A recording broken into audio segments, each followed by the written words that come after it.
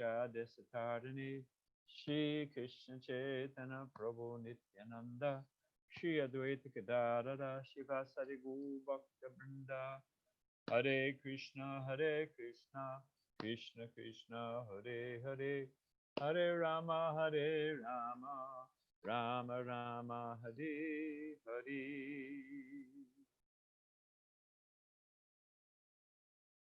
Well, Mataji asked me to say a few things about Prabhupada and festivals. So I'll do that.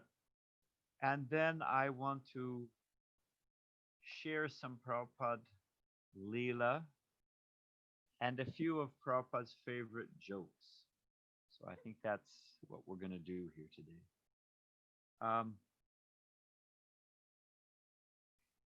In Tamal Krishna Goswami, one of the senior members of our society and one of the great heroes in the unfolding of Iskcon, he told me that he was in the way Prabhupada observed Janmashtami.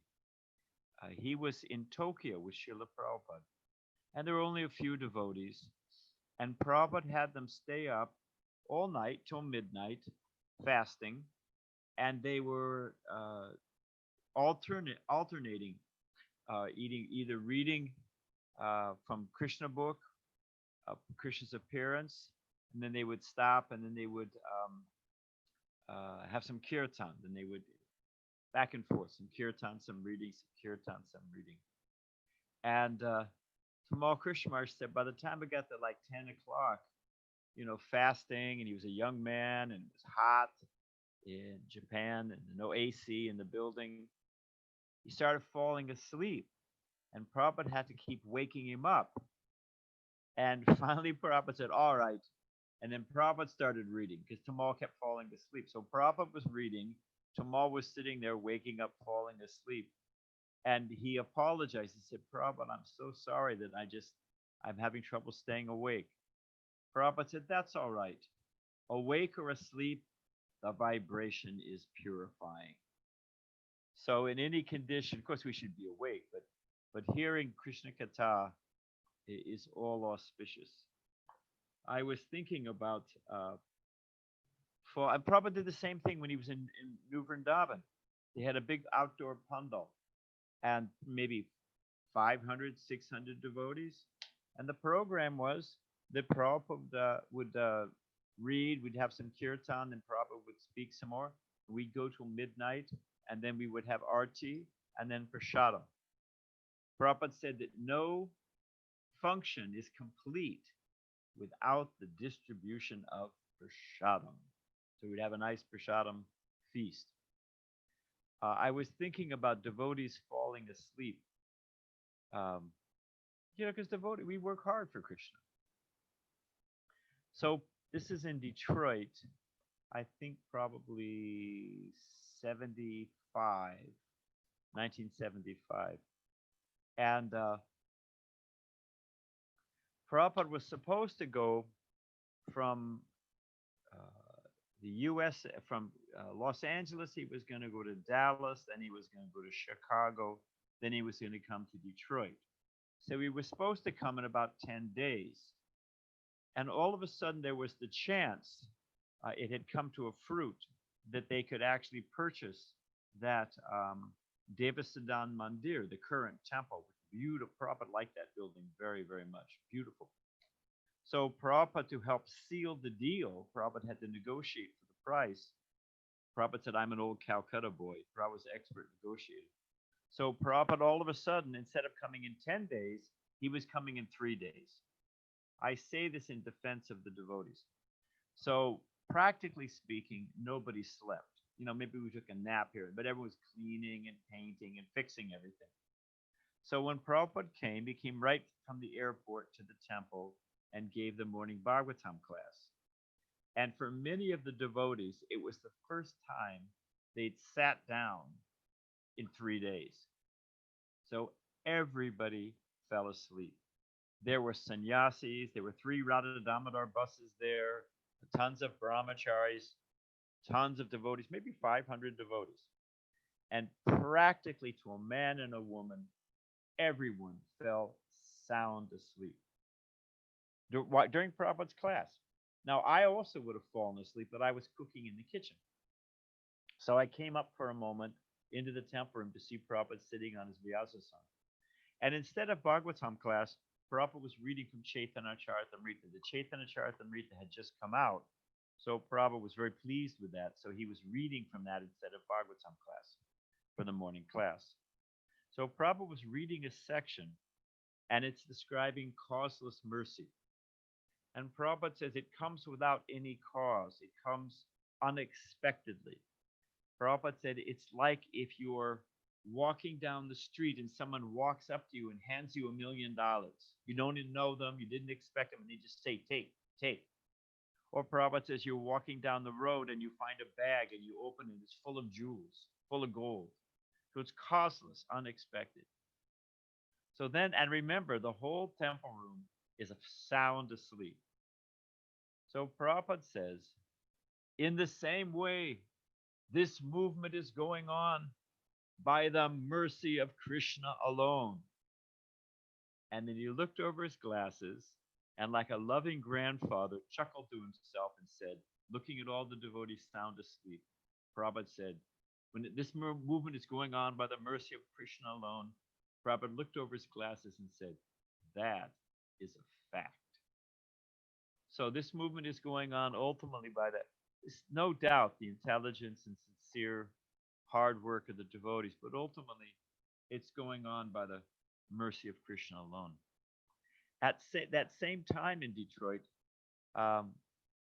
we had heard that in Los Angeles, we didn't know anything. You have to understand, we didn't know anything. And that was actually to our advantage. Prabhupada said we were a blank slate. We weren't thinking, oh, I know Krishna, I know Bhagavad Gita. You know, we didn't have a bunch of conditioning and preconceptions that Prabhupada had to unwind. I mean, we had other problems, but we didn't have that problem. So we heard that they had bathed Prabhupada's feet when he arrived in Los Angeles. So we thought, hey, that sounds far out. And Govardhan Prabhu, our temple president, called Jayatirtha in Los Angeles, found out how to do it. So Prabhupada came, sat down on the Vyasasana. I'd gone out the day before on the instructions of the temple president, and we'd bought one of those kiddie swimming pools. You know, they're about 8 inches deep or whatever. I remember it was blue with pink ducks painted around the side. So Prabhupada sat on his Vyasasana. I came out with this kiddie swimming pool with the pink ducks on it. Prabhupada could understand, they want to bathe my feet. So he put his feet out, you know, over the swimming pool, this baby swimming pool to catch the liquid. So Govardhan got ready to pour the milk from the conch shell. Prabhupada pointed his feet, went like this with his fingers, said, socks off. We were going to bathe Prabhupada's feet with the socks on. So, okay, that makes sense. Take the socks off. So we took the socks off, and then Govardhan began to pour the milk. Oh, Prabhupada pulled his feet back. It was ice cold. It'd come right out of the fridge. So we thought, right. You heat the milk. Note that for the future. Warm it up. So Prabhupada, you know, that people think, big guru sitting on the big seat. But really, it was a deep labor of love. Prabhupada put up with so much foolishness, and it's because of that the devotees surrendered their life. It was because of Prabhupada's deep dedication to helping us. So I thought I would say a few things. Prabhupada was often asked, can you see God? We get asked that, can you see God? But especially Prabhupada is a pure devotee, liberated soul. He was asked that a lot of times. Can you see God? And he would answer in different ways. So I thought I would talk about a couple ways that Prabhupada answered the question, can you see God?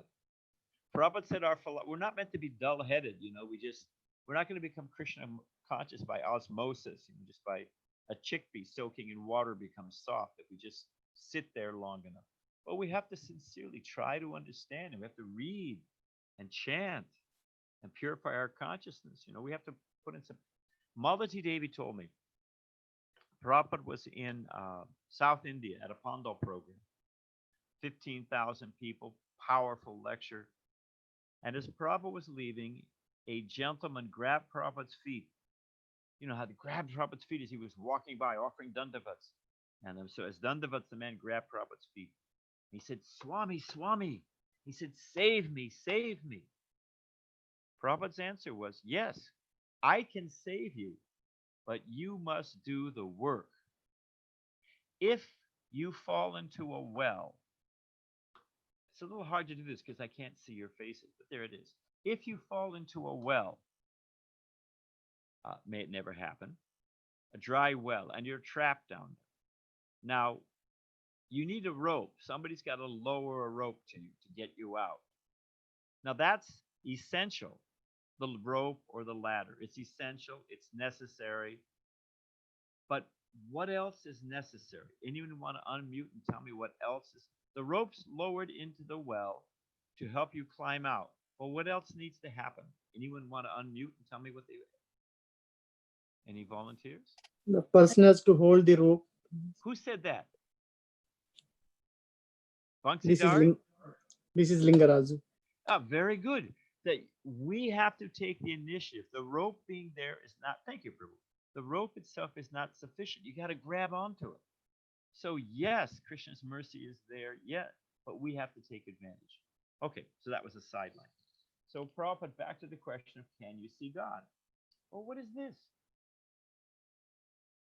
No, look at my big, big face. We don't want to see my big, big face.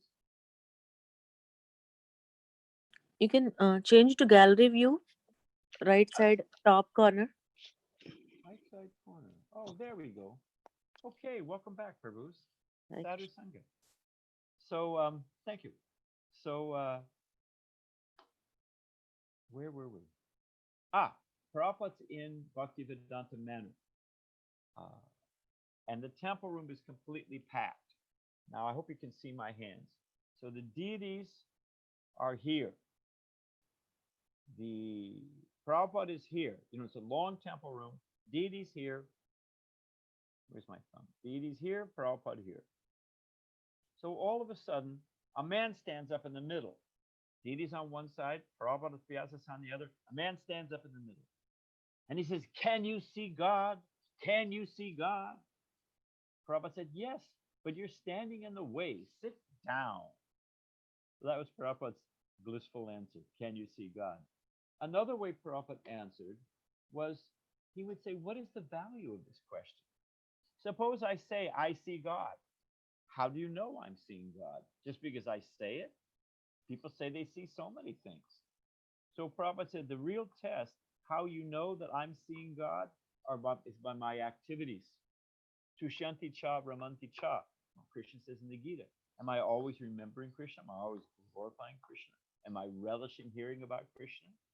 Not that I give some big katha and then I go to the movies or smoke a beedi or, go to the local fun zone, Disneyland, whatever it is. No, that I'm solely absorbed. That's a proof that you're seeing God. Another example, someone asked Prabhupada, can you see God? Prabhupada said, that's not the right question.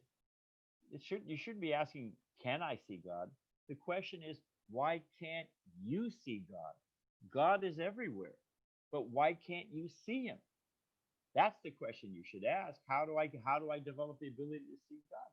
Prabhupada said the mystic power, the presence of God is all around us. Prabhupada's sitting at his desk. There's a nice Indian orange or tangerine on the desk. Prabhupada starts to peel it. He was going to break it into individual sections and give it to the devotees, each section. As Prabhupada starts to peel it, he stops. He looks at the orange and said, how can they say there's no God? It comes so nicely packaged. Think about it. Everything we package coated in plastic. We'll all be dead and gone from COVID, and the plastic we created will be left behind. But Krishna makes, it's all biodegradable. You can take that the rind or the pulp of the tangerine. You can make it to a nice marmalade. You can chop it into little pieces, mix it into halava. So many nice things. So it's biodegradable. It has a secondary use. The tangerine itself, individual sections. Inside are seeds which create other tangerines. Prabhupada said, you're so proud Prabhupada said, make a car, put it next to another car, and have those two cars, male and female car, make a baby car. Then we'll be, you'll have something to brag about. But Krishna's doing that. Flowers, plants, animals, human beings. They're reproducing ad infinitum. So can you see God? The mystic power. Why can't you see God? That's the question. The mystic power of God is all around us. Another time, someone said, can you see God? Prabhupada said, God's not cheap. Anybody here? Anybody here seen Donald Trump? Anyone here? Raise your hand if you've seen Donald Trump. I mean, I'd have No. a few things to say to him if I saw him, actually, but that's another story. But a Vedic king, by the way, a Vedic king, the Vedic standard, and even up to 200 years ago, you can still see the tower. If you go to Kathmandu and you go to the old royal palace, I mean, now they just became debauchees and lost everything due to Kali Yuga's influence and their foolishness and lusty desires. But even 200 years ago, which is not that long ago, there was a tower in the king's palace. And the purpose of that tower was that there was a man who climbed up there every morning, early in the morning, as soon as the sun came up. And he had a telescope, and he looked all over the city.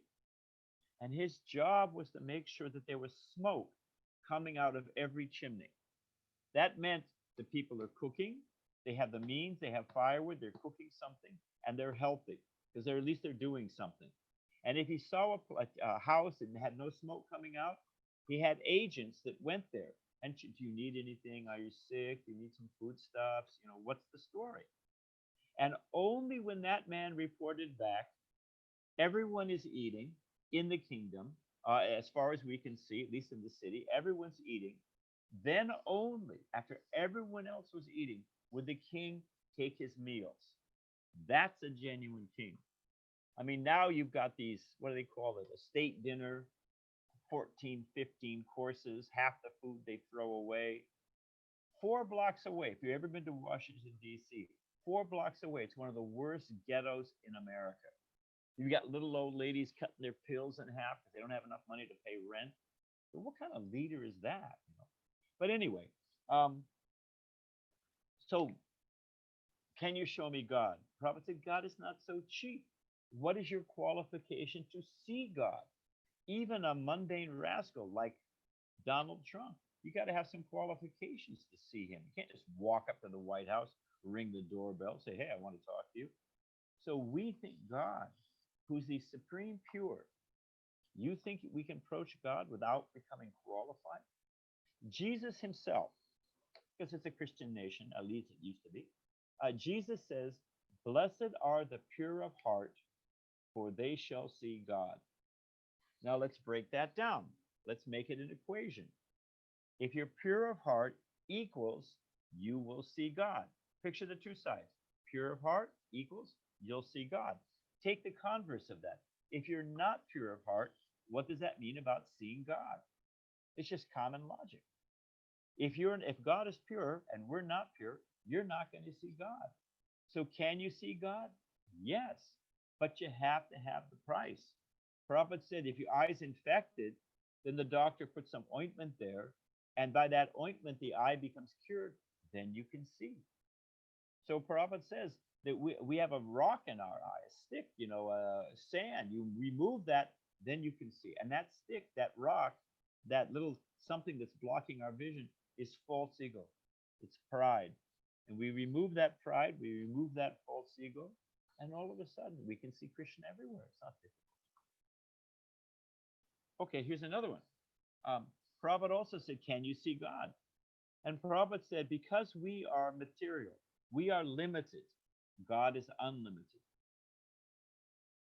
Suppose I'm giving class, and before I give class, here's a question. I'm going to ask you guys to answer this question.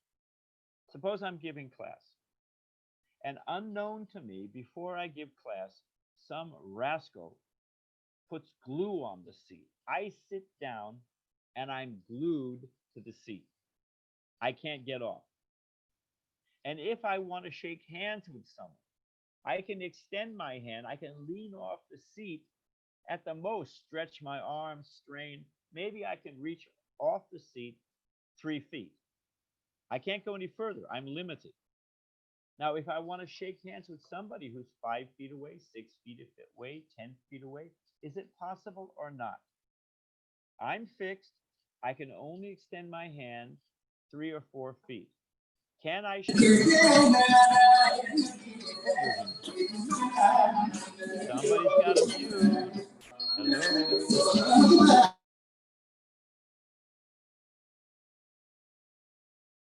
To the seat, I can only reach 3 or 4 feet. Can I or can I not shake hands with someone 10 feet away? How many people think I cannot? Anyone want to advocate for I cannot shake hands with someone 10 feet away? Okay. Anyone want to advocate that it is possible, even though I'm limited? Anyone want to argue? How is it possible? Anyone think it's possible? The other person can come towards you. Exactly. I'm limited, but if the other person takes the initiative and comes to me, then it becomes very easy. So we are limited. We are finite beings. I don't even know what's happening on the other side of this wall. I was at a college class one time, and a professor was arguing that everything can be understood by your senses, that that's real knowledge. So he wanted to find a quote. I'm there in front of the college students. There's probably be 30 kids in the class. And this professor is saying, let me find this quote. This quote will convince you. And then he had the book, but he said, let me find my glasses. I just have to find my glasses. So he could read the quote. His glasses were on his head like this. I mean, literally 2 inches from his eyes, and he couldn't see his own glasses. And he's going to convince me that everything can be seen by your senses? Even his students began to laugh. I said, I'm sorry, sir, but your glasses are right on your head, and you can't even see them. You're going to see the Supreme? I'm sorry. It's not so cheap. So we have to become qualified. So the other thing is that as we are limited, but Krishna is so kind. He's so merciful. He comes in the form of the deity. He comes as wood. He comes as metal. He comes as stone. And he appears before us out of his causeless mercy as the deity, the Archa Vigraha. Someone will say, well, what do you mean? That's just, I've seen him carved Jagannath. He's out of wood in Puri. I've been to Jaipur. I've been to Makrana. I've seen them chipping away. What are you trying to tell me? That's God. When electricity comes into your house, it's one energy. But according to how it's manifest, it can go into the fridge and make things cold, or go into the AC and make it cold. Or it can go into the heater or the oven and make things hot. It's one energy, but according to how it's manifest, it's either hot or cold. So Krishna's energy, that whatever we see in this Aham Sarvasya Prabhu, everything's coming from Krishna. What is it? Anyway, everything comes from Krishna. So Krishna's one energy. He can make matter spirit. He can make spirit matter. Prabhupada says, just like if a microphone, you unplug it, it has no ability to transmit sound. You plug it in, it becomes electrified. So Prabhupada used the term Krishnized. So Krishna can surcharge, can appear in wood, in stone, in metal. And rather than idol worship, or the impersonalists think, oh, it's for neophytes who can't understand the impersonal. No, it is Krishna's kindness, his causeless mercy, that he appears before us.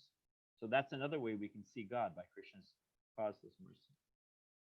And, okay, I think one last thing, and then we'll tell a few jokes and we'll be done. Someone said to Prabhupada, kind of the reverse of the thing, if God is everywhere, why do I need to go to the temple? God is in the forest, God is in the ocean, God is in all beautiful things. So why do we have to go to the temple? God is everywhere. So Prabhupada's answer was, water is everywhere in the atmosphere. They have, the rate of humidity. There's so much water, 20% or 5% or 10%. When it's raining, it's practically 100%. So there's water floating in the air. So Prabhupada said, when you're thirsty, do you just go, you just gulp the air? Does that satisfy your thirst? What do you think? It's moisture, air is there, water is there. No. Prabhupada said you have to go where it's concentrated. You go to the faucet, you go to the well, then you can quench your thirst. So Krishna is everywhere, no doubt about it. But he's especially, and he's not in the temple. So God is everywhere, but he's especially in the temple. He's concentrated. He's easily perceptible when you're standing before the beautiful deity of Krishna. So those are different ways can you see God. So a few jokes, and you guys have to be thinking of some questions to ask me some questions.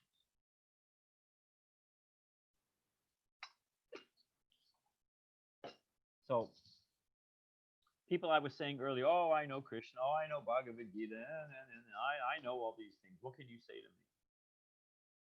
So Prabhupada, to a little knowledge and thinking you know everything will really get you into trouble.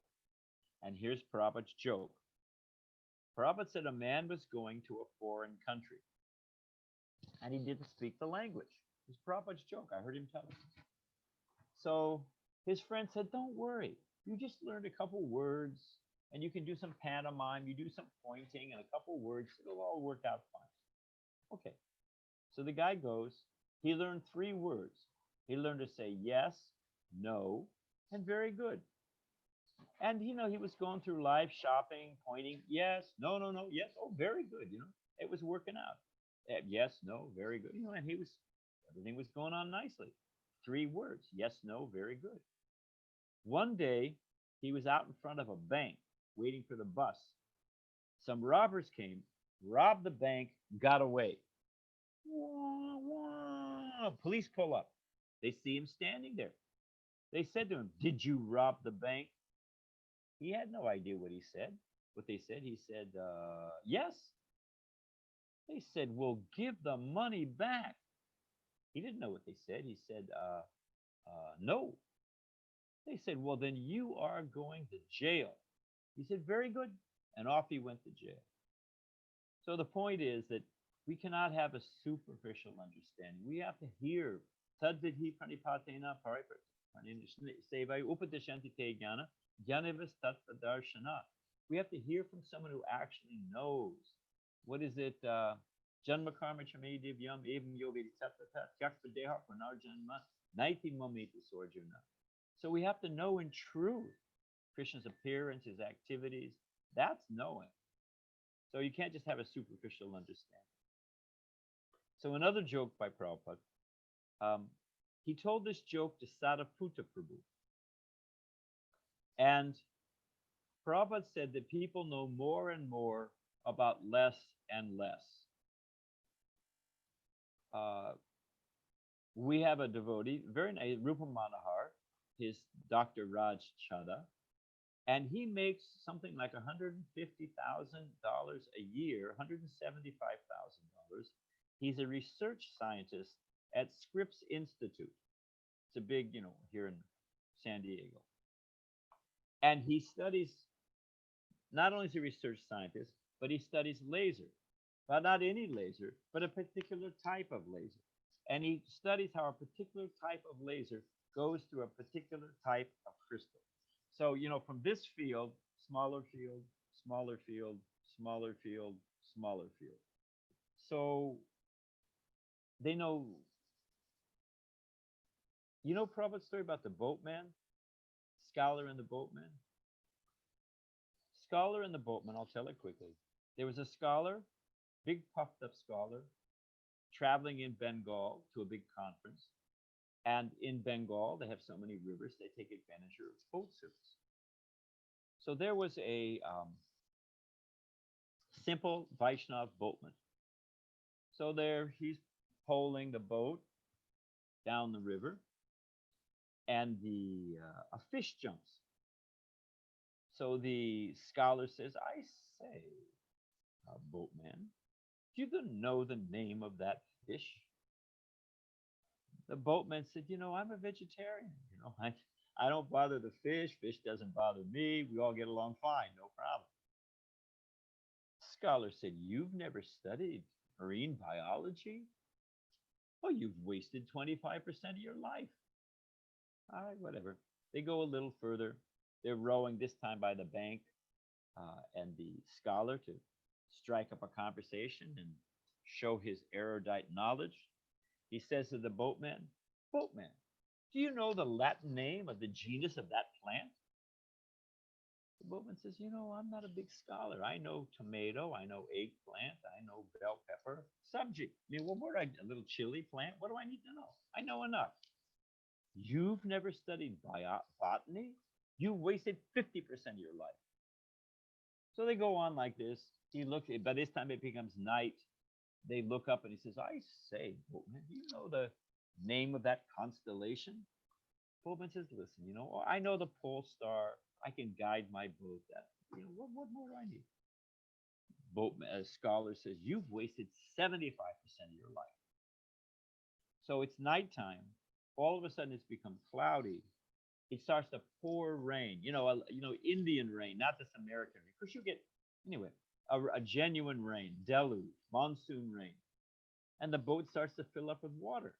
The boat is sinking. The boatman says to the scholar, listen, I can't bail fast enough. The boat is sinking.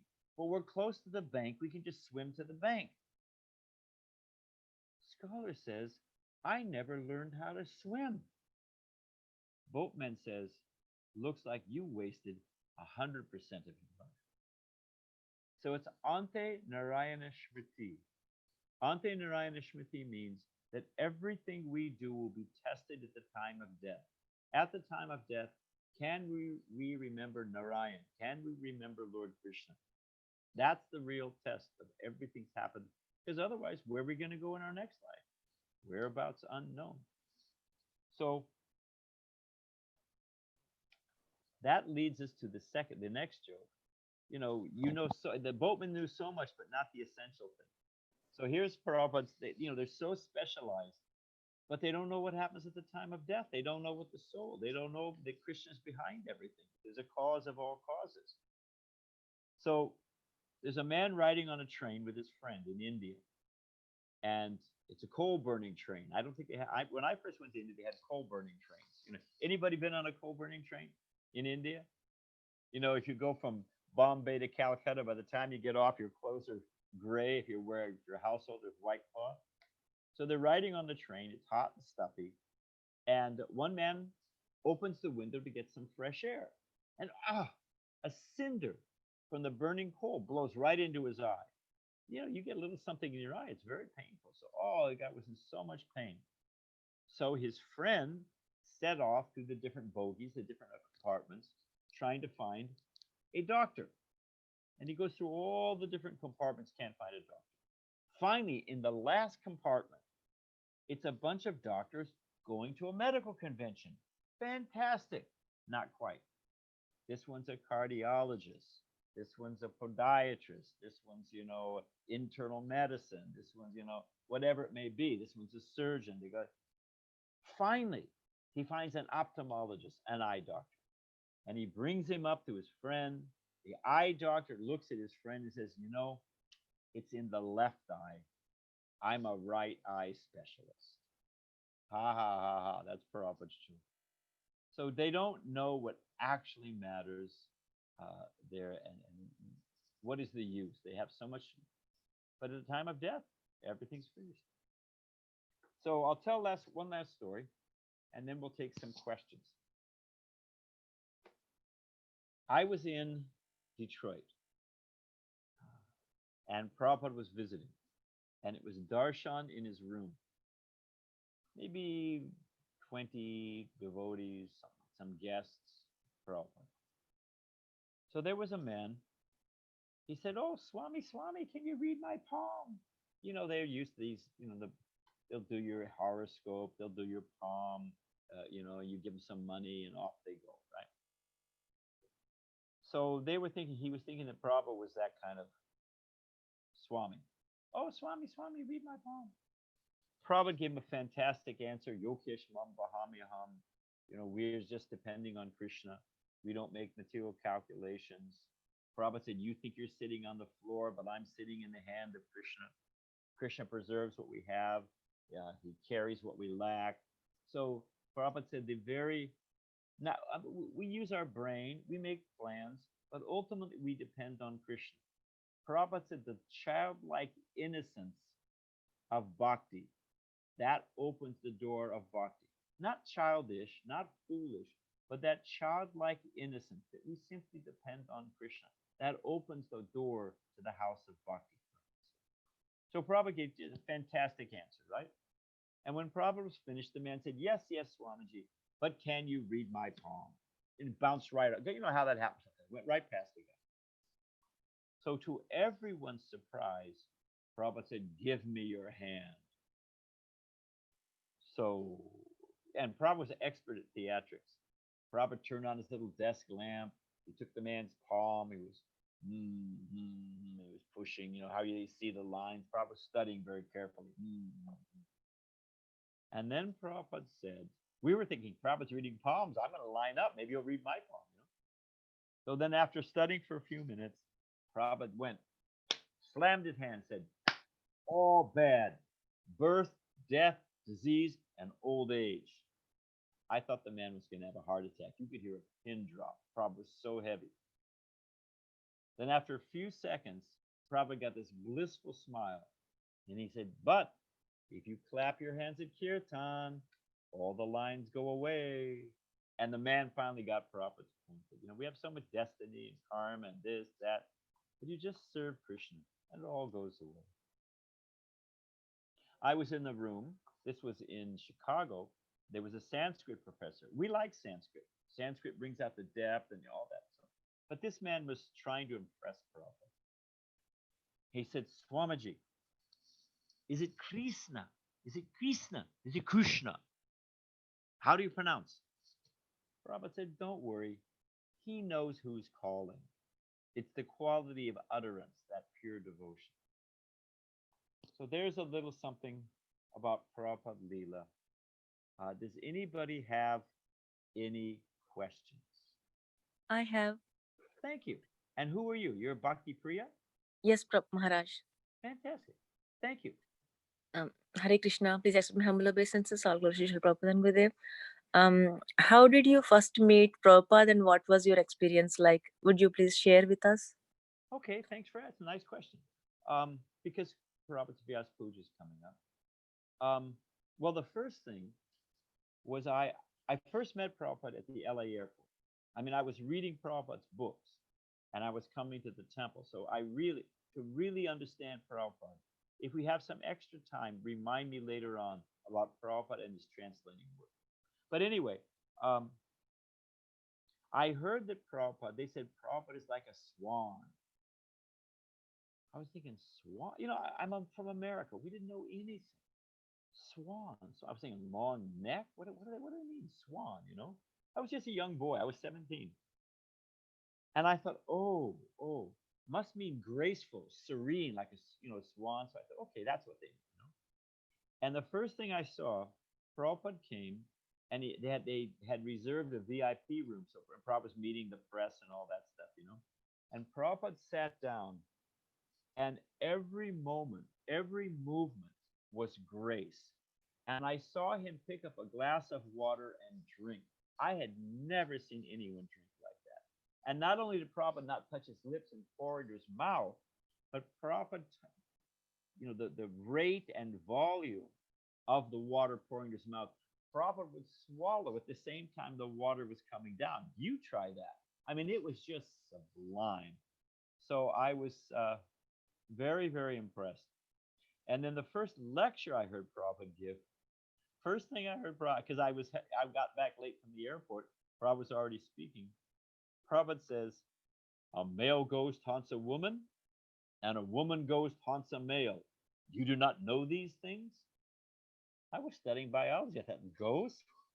What's this all about, So I was thinking, it was the first I realized there's a whole lot of things I do not know. So another time, I was on a morning walk with Prabhupada.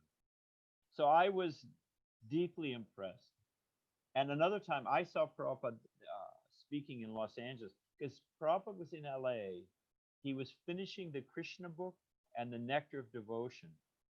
So when I moved into, when I was first coming to the temple as a guest, and then when I moved in, this is in Los Angeles, Prabhupada had been living there for like 3 or 4 months, giving class every single day. Oh, it was just, and walking around the temple, so many. Here's one. Prabhupada's, if you've been to the LA temple, you know Prabhupada's garden. Now, Prabhupada, the way it looks now is not the way it was. It was a big grass lawn. Now they have a fountain and all this stuff. And it looks nice. It was nice for chanting japa. I offer my respects. But Prabhupada had a big grass lawn, and people would sit there. You know, Prabhupada would meet so many. The mayor of Los Angeles, the police superintendent, local city councilmen, big professors from different universities. So many. I mean, Prabhupada's meeting a lot of far out people. Sometimes movie stars, they'd come to meet Srila Prabhupada. So if you know the LA temple, right next to the garden is a 2-story building. It's now the gift shop, but it used to be the Brahmacharya ashram. So maybe there's 30 brahmacharis. We would all line up in those windows, and we would lean out the windows, because if you leaned out the window, you could hear Prabhupada. You could hear him, you know? We'd have somebody hold the back of your dhoti, you lean all the way out, then you take turns and you hold somebody else's dhoti, they'd lean out. And, you know, we must have looked like a bunch of monkeys hanging out the window, to tell you the truth. It was an unruly scene.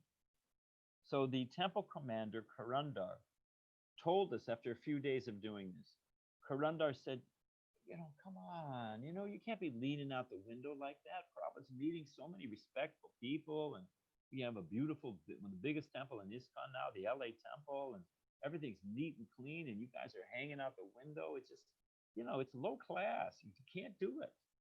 And we were crushed because, you know, we loved hearing Prabhupada speaking in the garden. But, you know, we thought, well, he's right. You know, we don't want to embarrass Prabhupada. And Prabhupada's meeting these high-class people, and looks materially high-class. So, you know, so the next day, no brahmacharis. Prabhupada was meeting with about 6 or 7 professors, UCLA, Pepperdine, different, you know, professors like that, St. Mary's, different, you know, religious departments. So sure enough, Prabhupada comes, sits down. These big professors, they're all given chairs. They're sitting there. Prabhupada looks up. He turns to Karandar and he says, "Where are the brahmacharis? Go and get them." Prabhupada liked it. He didn't care that, you know, whatever these materialistic people thought. Prabhupada liked that we wanted to hear. Because we were learning. Prabhupada was showing us, how do you preach to these people? How do you present Krishna consciousness? So that was very blissful. Prabhupada was very, you know. Another time I was on a morning walk with Srila Prabhupada.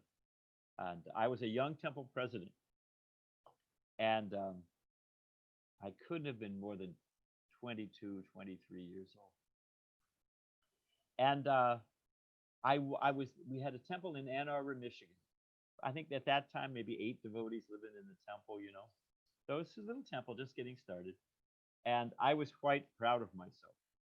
And I was actually, as they say in America, fishing for a compliment, I was thinking. So I asked Prabhupada, what does it mean to be one of your temple presidents? Now, I thought he would say something like, oh, you're one of my right-hand men, or, oh, you're like one of the generals on the front line fighting for Chaitanya. I thought he'd say something like that. No way. Prabhupada stopped, put his cane down, and sized me up, checked me out, like from head to toe, checked me out. And Prabhupada said, because I'd asked, what does it mean to be one of your temple presidents? Prabhupada said, it means that if anything goes wrong, it's your fault. Which was really what it means to be in charge. And I thought, oh, it was great. You know? So that's some of my first meetings with Srila Prabhupada. Just so I don't forget, and we have to end in a few minutes anyway. But Prabhupada was in Brooklyn at 26, at Henry Street in Brooklyn. And I don't know, there must have been at least 500 devotees. Every devotee east of the Mississippi, devotees from Canada. Different traveling bus parties of brahmacharis and sannyasis, they were all there. and it was packed. It's I think a 4-story building, something like that. Devotees sleeping on the roof, devotees sleeping on the fire escape. There were devotees everywhere. Now, there was a small garden, probably 10 by 15 feet, in the back of the temple. And Prabhupada's darshan room was right there. It was right up against that garden. In fact, it was summertime. The windows were open, no screens on the window. And Prabhupada, there it was. So it was too much noise. So the temple president said, listen, we need volunteers. We need 24 hours around the clock. We need someone there to make sure no one's in the garden disturbing Prabhupada. So I volunteered. And I got the shift from 1 o'clock till 4 o'clock in the morning. That was my shift, a.m. in the morning. So I'm out there. Now remember, it's key to remember, my job was to keep it quiet. Remember that. So I was there, softly chanting japa. And all of a sudden, 1:30 in the morning, Prabhupada comes out into his darshan, turns on the light. Now, when it's light is on inside, you can't really see outside, it's dark. But from the outside, from the dark, you can see crystal clear into the room. I was probably only about, I don't know, not more than 6 feet away from Prabhupada. Mm-hmm. And I watched Prabhupada sit down, put on his glasses, turned on his dictaphone, and he looked at the translating book, because Pradyumna would translate a number of verses that, the word for translate the Sanskrit, word for word, and then the verse itself. And then Prabhupada would do the purport. But Prabhupada would also look over the Sanskrit, make sure that Pradyumna had gotten it right, So Prabhupada was looking, there was a stack of verses that Pradyumna had done the day before. So Prabhupada's there, looks at, checks the Sanskrit, makes a few notes. And then I saw Prabhupada, he starts to speak his Bhaktivedanta purports. Prabhupada said a few words, then he would lean back and chant japa, lean forward, say a few words. Then he leaned back, there's a bookcase behind him with all of his books. He'd pull out his Bhagavatam with 5 different commentaries, Vishnu Chakravarti Thakur, Baladev Vidyabhushan, Sridhar SWAMI, of course, maybe Srila Bhaktisiddhanta Saraswati Thakur, I forget, but 5 different commentaries on each verse. So he would read that, and he would say a little something more. He'd pull down Bhagavad Gita, he'd pull down this Upanishad, he'd pull down this Purana, and read and think. So I was thinking, all the wisdom of Vyasadeva, all the instructions of the previous acharyas, it's all coming like streams out of the Ganga, streams out of the Himalayas, and they all come into the Ganga. And then the Ganga flows into the ocean. I was thinking all of that knowledge of all the different Puranas and Vedas and Mahabharata, and it's all coming into Prabhupada's head. And then he's pouring it onto the pages of his Srimad Bhagavatam, his purports. So in my little neophyte way, first I was chanting very softly, Hare Krishna, Krishna, Krishna. And as I was thinking about this, and there it is, I was like, Hare Krishna, Krishna Krishna, Hare Hare, Hare Rama, Rama Rama, Hare Hare. And then I thought, and I can just open these books. I just opened Prabhupada's books. I'm associating with all of the acharyas, all the Vedic knowledge, perfectly presented by Srila Prabhupada. And in my own little neophyte way, I was feeling great happiness. So I was, Hare Krishna, Krishna. I didn't realize it was quite loud. Prabhupada took the desk of the water, the goblet, the glass of water on his desk, threw it out the window all over me. It's like, hey, I'm working here. I was thinking, oh, Abhishekam, So that was a blissful. Prabhupada, what can we say? Like Prabhupada said about his spiritual master, what can I say? He was a Vaikuntha man. So in the same way, Prabhupada was a completely saintly person, but his humility was profound. I saw Prabhupada go into trance. We shouldn't imitate the, you have these yogis. There was a man, Indian man, used to come to the LA temple dressed up as a Swami, and he had his friend with him. And he would look at the deities and fall down on the floor, roll around in so-called ecstasy, right? And then he'd get up to see if we were all impressed by his show. And we didn't know anything. We didn't know what to do. And one time he came and went into his so-called his faux, his fake ecstasy, rolling around and they go, oh, Radha, oh, Krishna, and he knocked over the Charnamrita stand, knocked over the Charnamrita, the whole thing.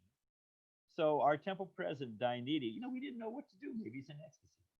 So Dayananda, he asked Prabhupada, what do we do? This man's case. Prabhupada narrated it. Prabhupada said, beat him with a stick. If he's in ecstasy, he will not notice. I mean, not that Prabhupada wanted us to beat him with a stick, but the point was, don't let this show go on. So Dayananda, next time he did it, Dayananda just shook a, hey, come on. Oh, the man immediately came out of his so-called ecstasy, was indignant that we hadn't recognized him as a great soul, and stormed out. We never saw him again. So there's fake ecstasy, and they advertise, and you hear it from these Gaudiya Mata, he, ecstasies and this samadhi, you hear all this stuff. I saw the real deal. Prabhupada came in, he greeted the deities. Prabhupada was teaching us, instead of Bhagavatam, this was in LA, 1970. He was teaching the Sri Upanishad. So we were used to, Prabhupada would come in, offer his obeisances before the three altars, take Charnamrita and come sit on his Vyasasana. And when he sat on his Vyasasana, we would all offer full dandavats. So usually before we got back up, all the way up, Prabhupada would start chanting the mantras. Because he would chant all the mantras and then he would pick one and he would speak on that. So we were used to just coming up from dandavats and hearing Prabhupada's oceanic voice of the ages. Om Purnamada Purnamidam Purna Purnamada. We were used to it, This day, we didn't hear it. No Om Purnam. And we looked, Prabhupada was sitting super straight. He was looking at the deities. It was only a small deities, only Rukmini Dwarkadish. We didn't have Rukmini Dwarkadish. We didn't have the big Radha Krishna deities, the big marble. And Prabhupada was sitting straight, looking at it with like laser vision. And his cheeks were wet. Tears were pouring down his cheeks. And Prabhupada was silent, stunned, crying tears in ecstasy, looking at the deities. It seemed like a long time. It was probably only 60 seconds, I don't know. And then the far out thing was we saw Prabhupada, he just suppressed the whole thing. He took a deep breath and he just pushed it down and then started chanting the mantras. And it was clear as a bell. Prabhupada was not, I'm in ecstasy, see what a great soul I am. Prabhupada was not personally relishing it. Prabhupada wasn't advertising it. Rather, that ecstasy was a disturbance. It was in getting in the way of his duty to his Guru Maharaj to train these students. It's like when Daruka, Krishna's servant is fanning Krishna in Dwarka, and he goes into ecstasy and can't fan properly, and he's cursing the ecstatic symptoms because I can't do my service. So that's the real deal. How much are they absorbed in service? So I saw that in Prabhupada. And later on, we didn't know what to do. Probably a couple of seconds probably came out of his ecstasy. But the Karandar was the GBC at the time. Karandar asked Prabhupada, he said, Prabhupada, what do we do? And Prabhupada was so humble. Prabhupada's response was, I don't do it very often. He was apologetic that he'd fallen into ecstasy. So that was a blissful moment. But that's not how we judge, we don't. Another time, there was a professor. And this is in Philadelphia. I wasn't there, but Rabindra Sarup Prabhu told. And we'll take another question after this. So, and then we'll be finished. So Rabindra Sarup Prabhu, he invited this professor. And he was teaching Religions 101 or whatever it was. And so Rabindra thought, he'll be a nice person. Good to ask, and it'll be a nice conversation. So he invited this man to come. And on the appointed day, he showed up, Prabhupada's darshan. There's a number of devotees there, including Big Brahmananda, which you'll see why that matters in a minute. And right off the bat, the man says to Prabhupada, I see that you are a Vaishnava. You are a Krishna Bhakta. He said, but I am a Christian. And your Krishna is immoral. Your Krishna is dancing with other men's wives. I mean, right off the bat. And he was very arrogant that, you are in a lower, you're following this lusty Krishna who's just a village, folklore, and I am a Christian. I'm very moral. You're immoral. You're following some debauchery. So we were just I mean, Vinder said everyone was just stunned, you know. Prabhupada's, Prabhupada said transcendental Sherlock Holmes. Prabhupada didn't miss a thing. Prabhupada saw the man had a wedding ring on. So Prabhupada said, I see that you're married. The man said, yes. Prabhupada said, then you, sir, you are the one who is immoral. Krishna is the only Purusha, and everyone else, everything else is for Krishna's enjoyment. Krishna is the Purusha, everything else is Prakriti. Everyone, male, female, they are meant for Krishna's pleasure. So the real question, sir, is what are you doing? You have stolen one of Krishna's gopis. You, sir, are immoral. You are a thief stealing from God. Wow. The man was just stunned because he thought he was, he had the high moral ground and he was going to, slap around this sentimental sannyasi. And Prabhupada just knocked him right in the box with solid philosophy. The man became so angry that he literally started swearing at Prabhupada. 4-letter words at Srila Prabhupada. Pure devotee of Krishna. You can imagine. So when he went off like that, big Brahmananda said, I think you better leave now, sir. Boom, grabbed the guy, walked him to the door, and tossed him out like you'd throw a drunk out of a bar. Tossed the guy right out on the sidewalk. I mean, we're a little more careful nowadays, but I say all glories to Brahmananda. But here's about Prabhupada's tolerance. So everyone was just shocked, and Rabindra Sarup Prabhu was apologizing to Prabhupada.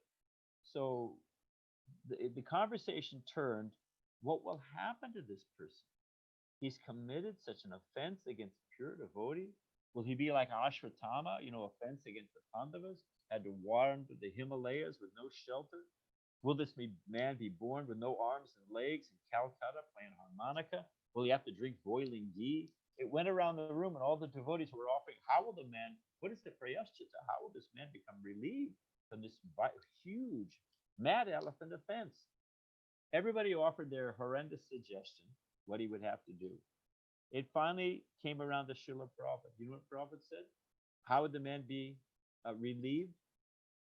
Prabhupada very innocently said, well, we could forgive him. Nobody had thought of that. But that was Prabhupada's heart. We can forgive him. We forgive him and then he's relieved, So that's some little Prabhupada Leela, an example of Prabhupada's humility. Hare Krishna. Hare Krishna. Maharaj. Hold on. Yes. Here's another quick one about Prabhupada's humility. In Detroit, Prabhupada's leaving the airport. And in those days, we were all just young kids. We didn't know anything. And there's probably, at least 100 devotees plus at the airport. Prabhupada's sitting there in the chair in the arrival hall or whatever you call it, departure at the gate, by the gate. So he's sitting there chanting japa. And devotees there's a kirtan with at least, I'm not exaggerating, there must have been at least 10 madangas, 20 parakartals, Vishnujan Swami leading, just a roaring kirtan. There's devotees offering full dandavats, sprinkling rose water, throwing flowers, distributing books, distributing prasadam cookies. We completely took over that airport. I mean, it was just like transformed. Now, it was a hub, and there were businessmen trying to get off their plane and catch their plane to Chicago or their flight to the next place, right? And they were trying to get through this crowd of devotees, And, there's a wall of saffron. And the guy's got to get through. I mean, in the man's defense, they're trying to push the devotees out of the way to go see. And the devotees are thinking, oh, you materialist, you don't appreciate it. They're pushing back. So the businessmen were pushing, the brahmacharis were pushing. The thing was just about to break into a brawl. Somebody was going to haul off and whack somebody. And it was just, Americans. It was just going to go through the roof. Rupanuga stood up on a chair, cups his hand and says, all Iskcon devotees, please clear the terminal. Not one single devotee moved. Completely ignored Rupanuga was the chairman of the GBC, our governing body. Completely ignored him, completely ignored everything. The one devotee who moved? Only one devotee. Prabhupada. Prabhupada picked up his little satchel he had with him with his ticket and everything, his bead. Prabhupada got up. Rupananda said, no, Prabhupada, you stay. But that was Prabhupada's mood. He was thinking, my leader's making an announcement. I'm a member of Iskcon. He was just perfectly compliant. So that's something about Prabhupada. Okay. Hare Krishna, Hare Yeah. Krishna Maharaj. This is Premananda. Yes. Just a quick question. Our Iskcon exists because of the purity of Srila Prabhupada and also the mercy of Krishna. But there are so many things that happen in the institution, as huge as this, that affect the purity of various kinds of services. And so many challenges, of course, that is expected in this material world.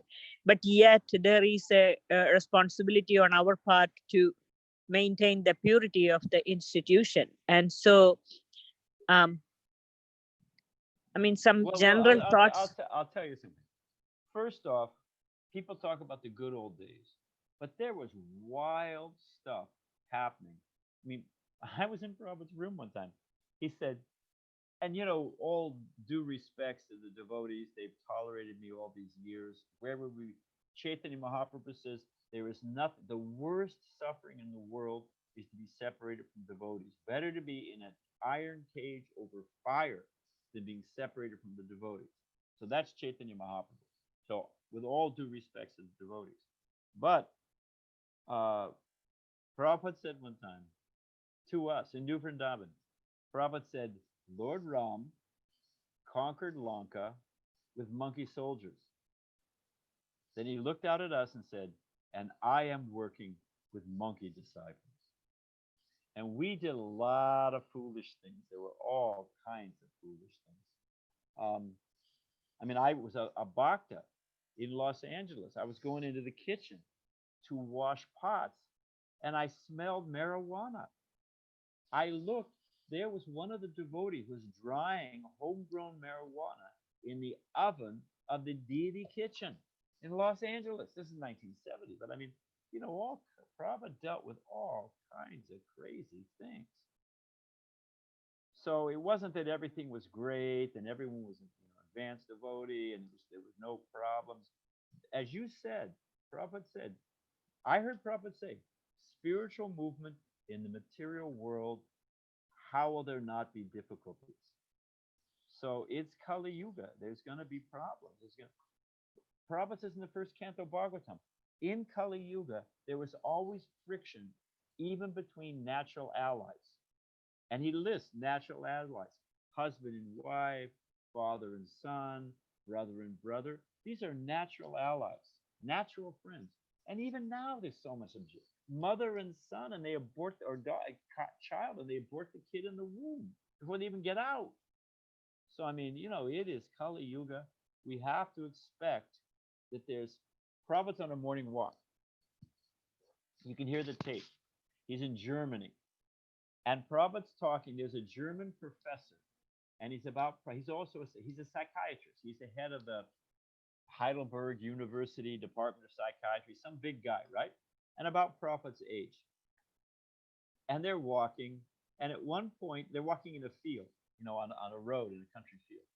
And at one point, the Prabhupada says, Prabhupada used to come out with these far out statements. Prabhupada said, I have traveled all over the world, which is true. Around the world 12 times. Prabhupada said, I've traveled all over the world. I have studied the matter very carefully. And my conclusion is everyone is more or less crazy. And the German professor just breaks it. He's laughing. You can hear him laughing. He says, Jawohl, jawohl. It is my truth too, my experience too. I mean, he was a psychiatrist dealing, for 40 years he'd had his practice. So everybody in Kali Yuga, we're all, dinged and carrying all kinds of baggage, and it's Kali Yuga. So we have to be tolerant. But Prabhupada gave the standard because, we used to bring home, in Los Angeles, we used to bring home anybody we met on the street, And we had some real crazies. I had a guy one time, we called him, his name was Dave. We called him Bhakta Dave. He said, no, no, you can call me Guru Dave. I think I had a bit of a pride problem. I mean, we had all kinds of crazy people. I had a guy tell me one time, you're not talking to the real me. I said, really? Who am I talking to? He said, oh, the real me is at Langley, the CIA headquarters. This is a clone. I said, oh, that's interesting. I said, anything else you want to share with me? He said, well, I've got a watch that can stop time. A watch that can stop time. I said, well, that'll come in pretty handy. I said, can you show me? He said, no, no, you won't realize it because time will stop for you too, and you won't notice. I mean, the guy was smart, but completely crazy. So we had all kinds of people, arrogant and crazy. So Karandar asked Prabhupada, he said, is there any limit to Lord Chaitanya's mercy? Sometimes we didn't quite get the question right, but Prabhupada could understand where we were going.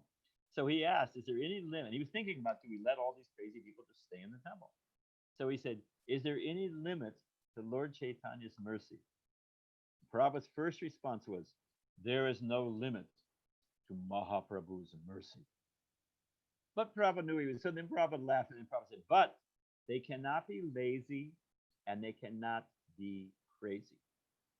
So as a general criteria, people have to be, they can't be lazy. It's not a free hotel. They have to get up in the morning. They have to want to be here. They have to want to be here, and they have to want to take part in the program. If you want to do some nonsense, go left, go right, go south, go north, but not here. If you walk into a vegetable shop and you say, hey, I'd like to buy some radial tires. Well, go down the street. We don't sell radial. We're a vegetable and fruit shop. That's what we do. We are teaching pure devotional service. That's the sign on the building. That's what we do. We don't, so if you don't want to do that, fine. Go somewhere else. But if you have to be serious, and you have to take up devotional service. If you're living in the temple or when you're at the temple, you have to be there not to just chit chat, gossip, or fault find or criticize. You have to be there because you want to take part of the program and the association. So you cannot be lazy. And the other thing is you cannot be crazy. And I take crazy this way, that you have to be trainable. You may be a little dinged, you may be a little, but do you have a retention factor? Can you tell the person, no, you can't do that. You can't say that. You got to get up. If you can train somebody and you see them making legitimate, solid progress, then we're very tolerant. We're tolerant. They can't be a disturbance. They can't be a disturbance to the other devotees. If you let crazy people stay or angry people stay, and Prabhupada said one should not be a source of dread for others.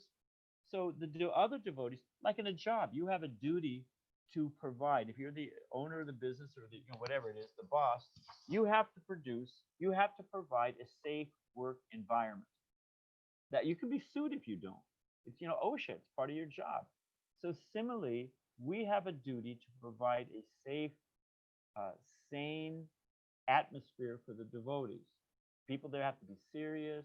They have to be, and you can't have somebody who's... I saw Naranjana Swami speak to a devotee one time. And anyone who knows Naranjana Swami, he's a very humble and gentle and merciful person. A very nice devotee, saintly person. So we were sitting there in Mayapur. I was sitting next to him. And this devotee comes up, says, Maharaj, can I speak to you? He's talking to Naranjana Swami. And this guy just goes off on everybody. Starts off criticizing the GBCs. Then he's criticizing the temple president. Then he's criticizing, sannyasis. Then he's criticizing Diksha Gurus. Then he's criticizing, the 24-hour kirtan. He just, everybody. He's criticizing the prasadams, the pujaris. I thought, geez, I was thinking the only element in Iskcon this man is not criticized is the cows. And all of a sudden he goes, and that is cow. And that New Vrindavan. He went off on the cows. I said, this guy's a perfect storm. He's gone off on everybody. So I I'm a little more passionate. I was going to throw the guy off the balcony. But then I was, that's not the right thing to do. And I was with Naranjana Swami. I thought, let me see how Naranjana Swami answers. And when the guy ran out of steam, he finally ran out of things to criticize after going on for about 10 minutes. Naranjana Swami said to him, I can see that you are expert at finding fault. Then Naranjana Swami said, I think if you study your own heart, you will find sufficient subject matter. So rather than studying, this devotee's doing that, and this devotee, what's in our own heart? We have enough.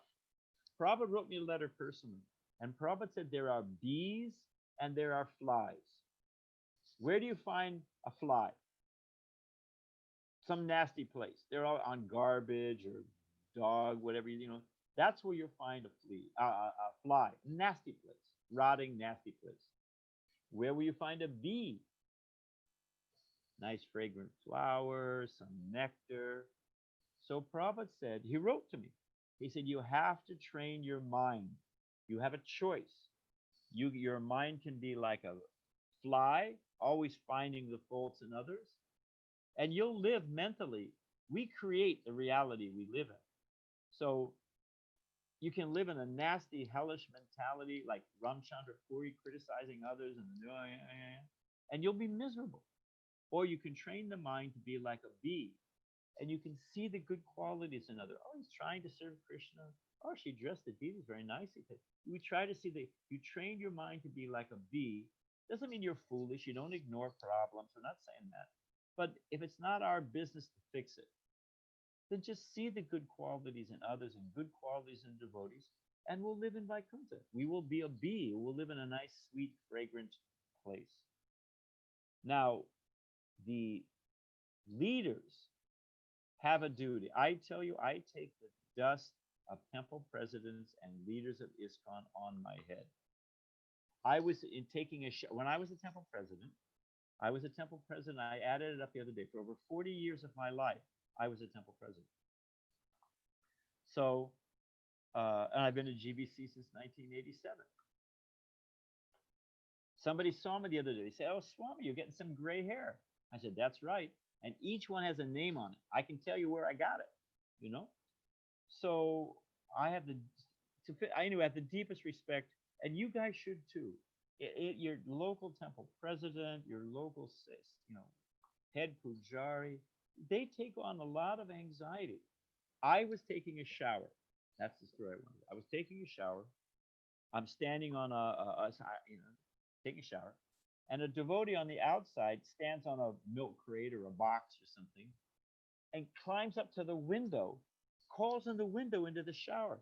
Said, hey, Badri, can I talk to you? He said to the devotee, I said, hang on, I'm taking a shower. You know what the devotee said? Oh, I don't mind. I said, well, I mind. Come on, give me 5 minutes. But the idea that I was entitled to a little personal space was not even on that person's radar. So, temple presidents, we have a duty. If somebody's lazy or crazy or fault-finding, what to speak of if they're trying to present a different philosophy, that's when Prabhupada became just like fire. Prabhupada was very tolerant. But if someone was introducing something that was going to offensive to Krishna or distort the Siddhanta Prabhupada was presenting, Prabhupada became just like fire. So, they have to be serious about being here. They have to work hard. Everyone's got to hold their weight. It's not a free hotel, Prabhupada says. They can't be crazy. They have to be trainable. They have to know what's going on. They have to be able to understand philosophy. They can't just be, a man animal. And they cannot, bring in all kinds of fault finding and criticism. Do that at home. Do that. That's not what this place is for. So does that help you out, Mataji? No. Okay. Yes, Maharaj. Thank you very much. I was going to say that I was going to send you a text. I have a service here in the temple. Well, hang on a second. Let's see if anybody else has a question. Because is anyone who is not asked the question, and then we'll take your question, Mataji, and be done. Anybody got a question who has not asked the question yet? Hare Krishna Maharaj, my name is Vamsi Daridas. Okay. I just have a quick question and curiosity. Like when you said, your responsibility is that when there is any fault, it's the temple president's responsibility. Just trying to understand what does it mean and what does it mean in terms of a leader's responsibility. Yeah, see, that's what everybody hears. Everybody hears, oh, hey, it's your fault. Hey, temple president. You try it. That's how the leader should think. Like a sannyasi should not eat. If there's a feast, of course, there's different circumstances, maybe preaching to some guest or whatever. But Srila Bhaktisiddhanta Saraswati Thakur's standard that sannyasis, they served everyone first. They took prasadam last. So that training of humility, that training of service, that should be there amongst the leaders. And I'm telling you, anyone who's been a leader for many, many years, you can't do it if you don't love the devotees. But that doesn't give you a right to walk all over them. Hey, my mind's a little disturbed. It's your fault. Hey, we know. Prabhupada said the nature of a Brahmin is a Brahmin sees a problem, they fix it. You don't just blame your temple president or blame the head of the kitchen or fix it. Be a man. Be a woman. Stand up. Krishna's revealed it to you. You fix it. So that's how the leader should think. We should all think that. We should think that we are responsible to Krishna. These are Krishna's things. I should take care of Krishna's things. It's Krishna's temple. It's Krishna's car. It's Krishna's whatever it is. Krishna's kitchen. I should take care of it. These are Krishna's devotees. I should serve them nicely. Bhaktisiddhanta Saraswati Thakur said that we should learn how, we should make a plan to serve at least 10 Vaishnavas a day. People ask him, how do you avoid offenses? He said, you make a plan to serve 10 devotees a day. That could be a simple thing. Hold the door open for them. Get a cushion from them when they're sitting in class, whatever it is. Say some encouraging word about this service. Oh, that was nice. You did a nice offering. Oh, the deities look beautiful. Oh, man, that was a sweet kirtan. So if we have that, don't stop worrying about other people. And it's their fault or their problem. That's how the temple president, that's how the leader should think. But it's not how you should think if it's not your responsibility. That's why I told the Niranjan Maharaj story. We should be looking at our own heart. Let me become Krishna conscious. Prabhupada wrote me an example. I asked, how can I help my God brothers? Actually, I was finding fault. And Prabhupada said, you can teach by your example. You got a God brother you think needs to improve? You show by example. Prabhupada told the example of the sun and the wind. And we'll take your question, Premananda Mataji, and then we'll be done. But the sun and the wind example. Which is more powerful, sun or the wind? Anyone want to say? Wind. Okay, we have a wind advocate. Anyone else? Okay, that's a natural question. So Prabhupada would ask these, Socratic questions. So Prabhupada said, on a morning walk, which is stronger, sun or wind? And he told the story, it's from the Padma Purana, that one time the wind and the sun, Vayu and Surya, they were discussing who's stronger. So they said, well, let's do a test. And they looked down and they saw where there was a man walking on the road early in the morning. And they said, well, let's see who can get him to take his coat off. Who's stronger? So the wind went first. And a cold wind, it was blowing and blowing and blowing. What did the man do with that coat? He put it on. Oh, he held it tighter and tighter. Even the man was blown over. He was just holding on to that coat. Okay, that was the wind. Now the sun came out. The sun, bright, warm sun. What did the man do? Takes off the coat. Took the coat off immediately. So Prabhupada said, we can hammer on somebody. Sometimes we have to be heavy. Sometimes Prabhupada could be extremely heavy. It was his job. Prabhupada says a surgeon has to cut out the infection. sadhu means to cut. Sometimes in temple presence, you got to stand up and say, hey, you can't do that. That's nonsense, you know. Sometimes he has to do that. But as a general rule, we should encourage people. We should be like the sun. You can hammer on them. You can find their faults. You can criticize. And they're just going to go into it. They're going to be more and more defensive. They're going to go into a tighter shell. It doesn't work. Not only is it not Vaishnava etiquette, it doesn't work. And it makes our heart very hard and tight. But if we try to see the good, we try to encourage, we try to teach by example, achar, behavior, we try to teach by example, that's the best thing to do. That's the best way to help your God brothers and God sisters. Okay. Now, one last question, and I have to go. Premananda Mataji, you had a question? Premananda Mataji has to step out for a service, so okay. she So just are we done? I don't see anybody else asking a question. To Srila Prabhupada. I'm Thank telling you. you, just one last thing. We should always remember how fortunate we are to be devotees. We have, I was explaining earlier about causeless mercy. Somehow or other, we have no qualification in Kali Yuga.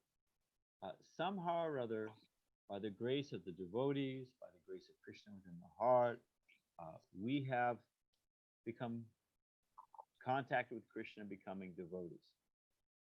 Now, Prabhupada gave Madhuvisa, we'll end with this story. Madhuvisa Prabhu, one of the early heroes of our society, Madhuvisa Prabhu, later on sannyasi, he asked Prabhupada, it says in the Gita that one who has performed lifetimes of pious activities and whose reaction to sinful activities is completely eradicated, no more pop and a pile of punya, pious activities, such a person can take to devotional service. It's right there in the Gita.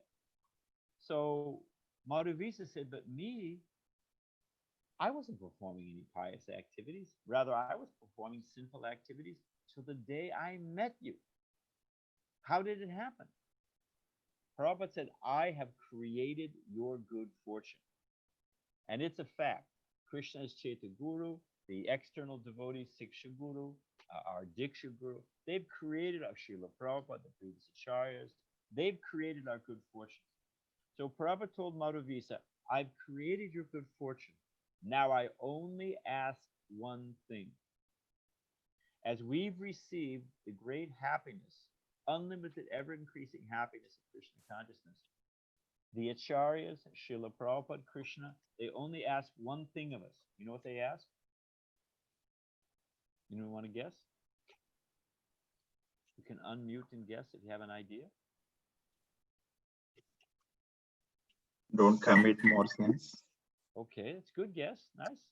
To take it to our heart and share it. Whoever said that, Prabhupada said, all I ask, I've created your good fortune. All I ask is you go and create good fortune for others.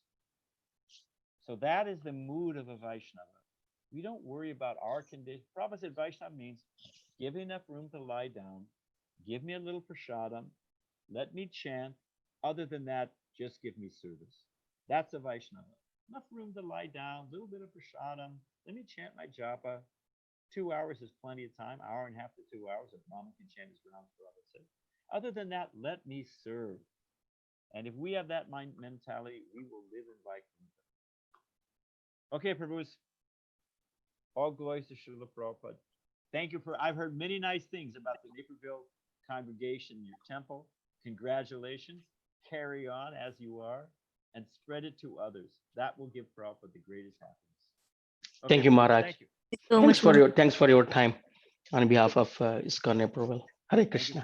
Thank you for your attention. Hare Krishna. It was a wonderful association. Thank you. Maharaj.